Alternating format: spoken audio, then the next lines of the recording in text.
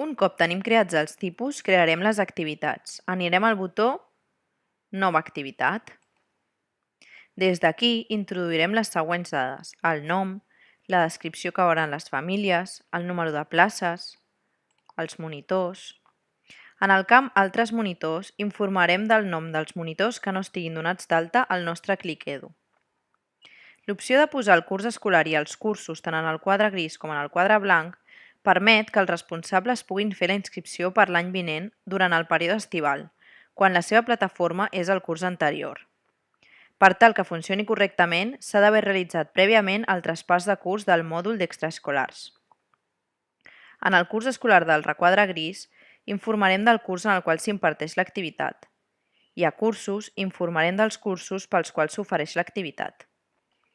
En el requadre blanc, a curs escolar, s'informarà del curs anterior del que s'imparteix l'activitat, i a cursos indicarem el darrer curs que han fet els alumnes que s'apuntaran per l'any vinent a l'extraescolar.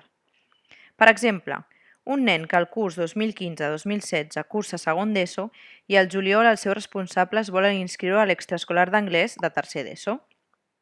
Aquests camps permeten que els responsables, tenint la seva plataforma al 2015-2016, puguin inscriure el nen al curs 2016-2017. Recordeu que s'han d'omplir tots els camps requerits per poder guardar.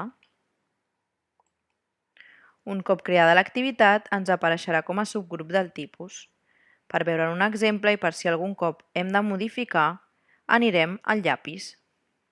Aquí veiem tots els camps informats: el nom, la descripció, les places, els monitors, el curs escolar, cursos i el tipus, i guardem. Recordeu que els usuaris amb el permís de coordinador extraescolars i gestor extraescolars accediran a Gestió extraescolars per poder administrar les inscripcions i tota la informació de les activitats, mentre que els usuaris amb el permís de monitor d'activitats extraescolars hauran d'accedir a Matèries per gestionar l'activitat com una matèria, i així podran passar llista, avaluar o introduir continguts.